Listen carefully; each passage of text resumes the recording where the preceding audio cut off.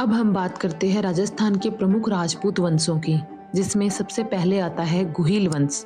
उदयपुर, राजसमंद, चित्तौड़गढ़, प्रतापगढ़ तथा इनके आसपास का क्षेत्र मेवाड़ कहलाता था। गुहिल वंश ने मुख्यतः मेवाड़ में शासन किया। इस वंश का नामकरण इस वंश के प्रतापी शासक गुहिल के नाम से हुआ। डॉक्टर गौरीशंकर हीराचंद ओझा का मानना है कि 566 ईस्वी के लगभग गुहिल ने अपना शासन स्थापित किया।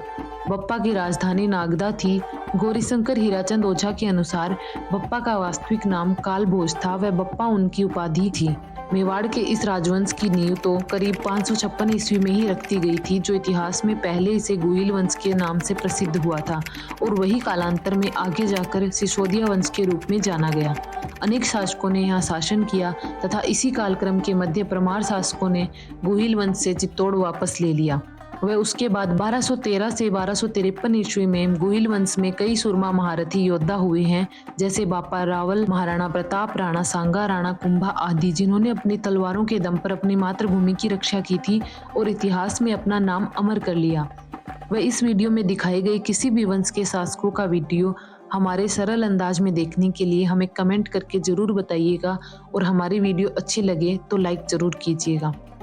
अब हम बात करते हैं राठौड़ वंश की।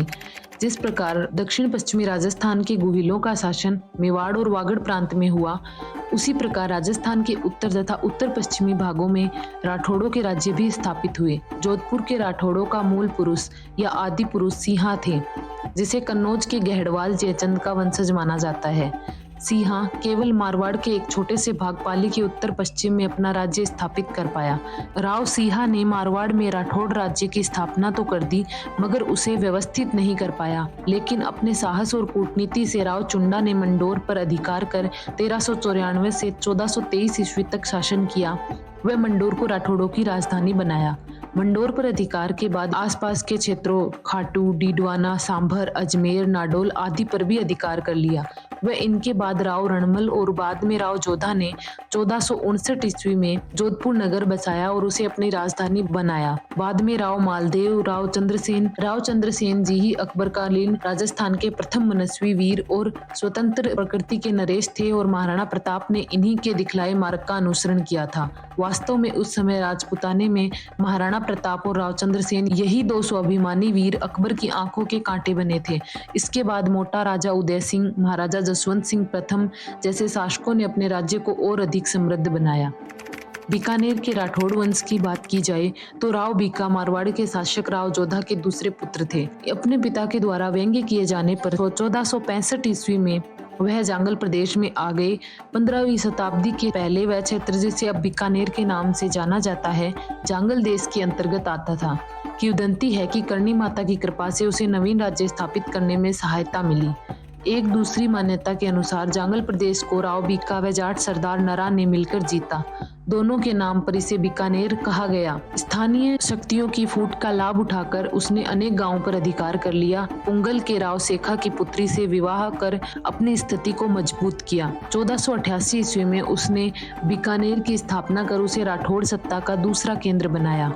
वह इनके बाद राव लूणकरण, राव जैतसी, राव कल्याणमन, छठे राजा राय सिंह जी के अधीन राज्य की किस्मत चमकी, जिन्होंने 1571 से 1611 तक शासन किया। मुगलों के शासन के दौरान राय सिंह ने शासकों की अधीनता स्वीकार की और सम्राट अकबर और उनके बेटे सम्राट जहांगीर के दरबार में सेनापति के रूप में उच्च पद का आनंद लिया। राय सिंह ने सैन्य कारनामों के माध्यम से मुगल सम्राटों से पुरस्कार और प्रशंसा प्राप्त की, जिसमें मेवाड़ साम्राज्य का लगभग आधा हिस्सा जीतना भी शामिल था।